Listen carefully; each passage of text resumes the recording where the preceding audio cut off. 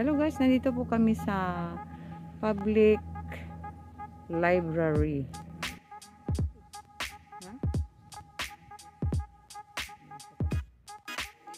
Ito po guys, last autumn po ito, last month of November. Late upload lang po kasi guys dahil nakalimutan ko. So panoorin nyo na lang guys ang video ni Inday Dory. Ito po, ito yung Japanese library nila guys. Pasukin po natin yan para makita natin kung anong mayroon sa loob. Pero ang gaganda ng mga halaman dito sa labas, oh. Ayan po. Ito po yung entrance. Ayan. Kasi autumn na po ngayon, kaya yung dahon nag-change na po, nag-ibang kulay. Pula na po yung kulay ng dahon. Ayan po. Mayroon pang green doon.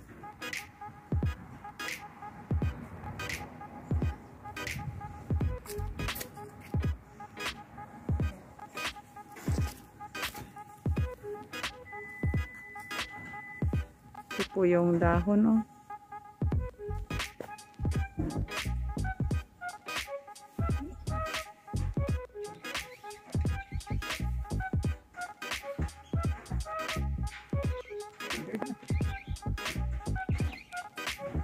Ayan.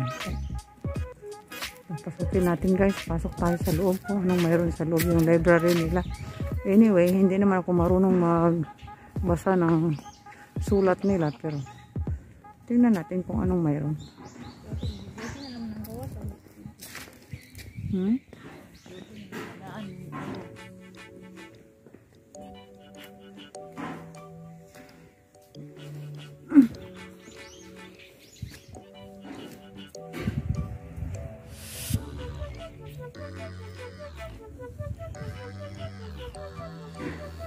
Dami, natataktak na yung mga dahon. Oh, ito, ano to?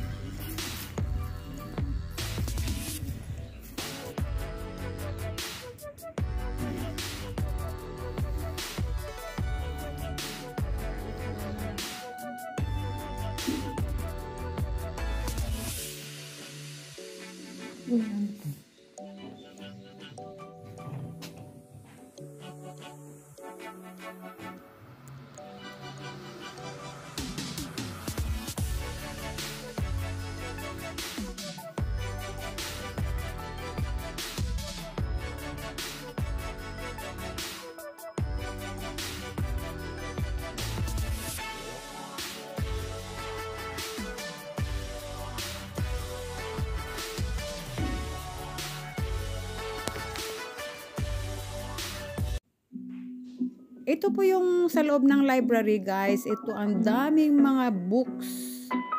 Any kind of books is here. Ang problema lang po guys, hindi ako marunong magbasa ng mga kanji nila. So, ayan. Pero panoorin po natin, ikutin po natin yung buong loob kung ano po ang mga nakalagay dito. Ayan, makikita po natin guys.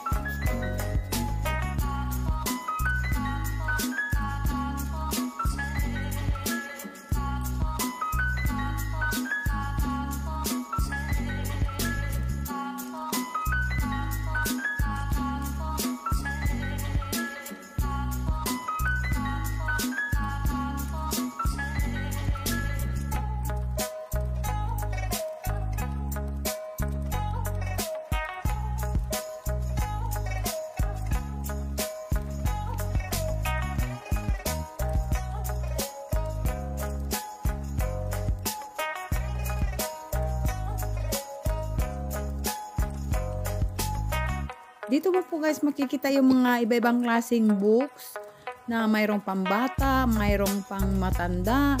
O yung iba kasi guys, mahilig magbabasa ng mga libro, yung hindi umaasa sa computer. Minsan siguro nagko-computer din pero talagang gusto nila yung sa libro, sa mga tahimik na lugar. Grabe guys, ang tahimik ng lugar sa loob.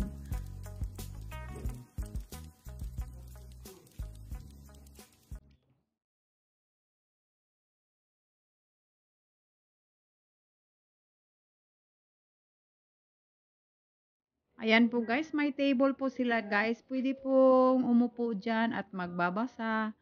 Ayan po.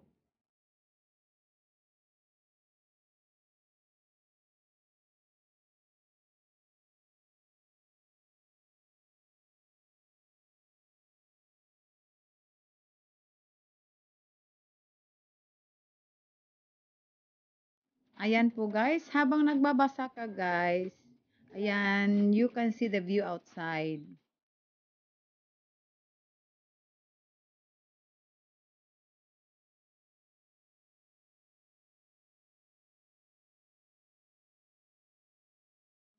Ayan po guys, ikot po tayo sa kabila guys. Doon po natin makikita yung mga libro na grabe guys, by chapter yata itong mga libro na to. Ayan po, kung nag-aaral po ng mga abogado, yung mga iba-ibang kurso, nandito yung mga books nila guys. Makikita mo dito yan by chapter, by number. Ayan po.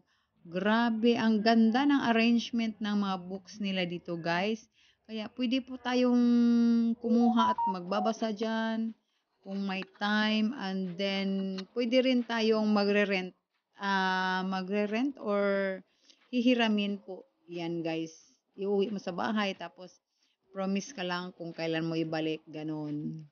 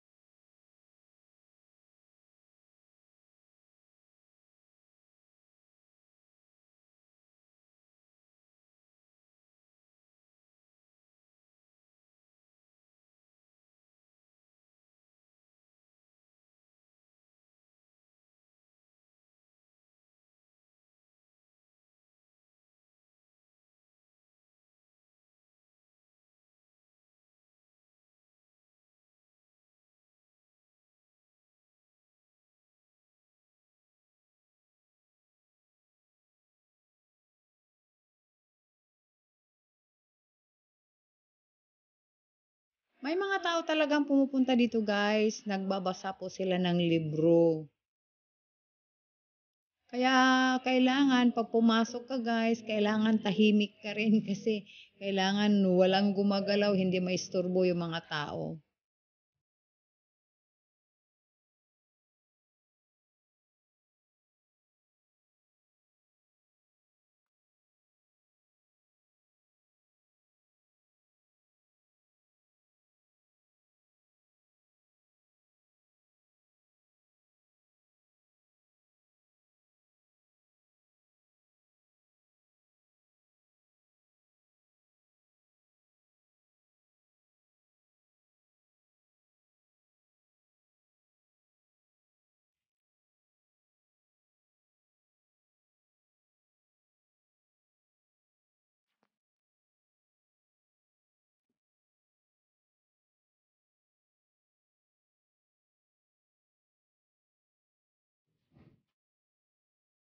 Puro lang mga English.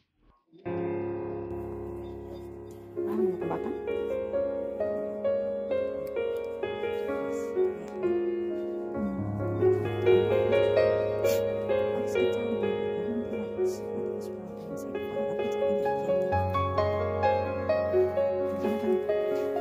Ano yung picture? Mas masa ko pa eh.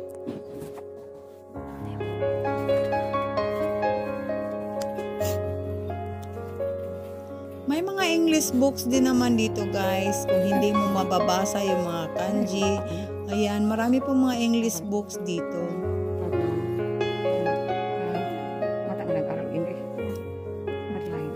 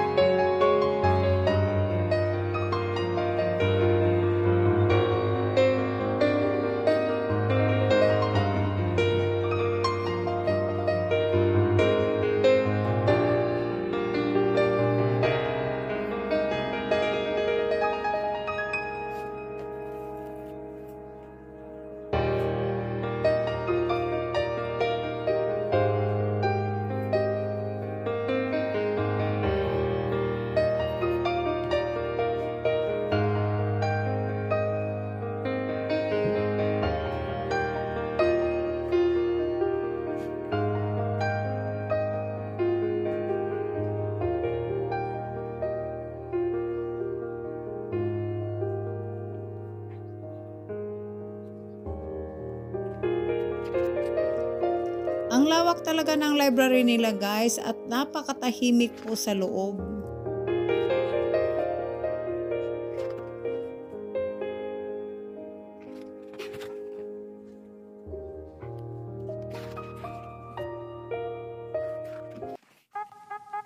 Ayan po guys, napagod po ako sa kakaikot kaya umupo na lang ako guys and then nanonood ako ng books na may mga hindi ko naman mababasa yung sulat nila so tinitingnan ko lang yung mga pictures guys. Ayan, para manahimik muna ako dito sa gilid.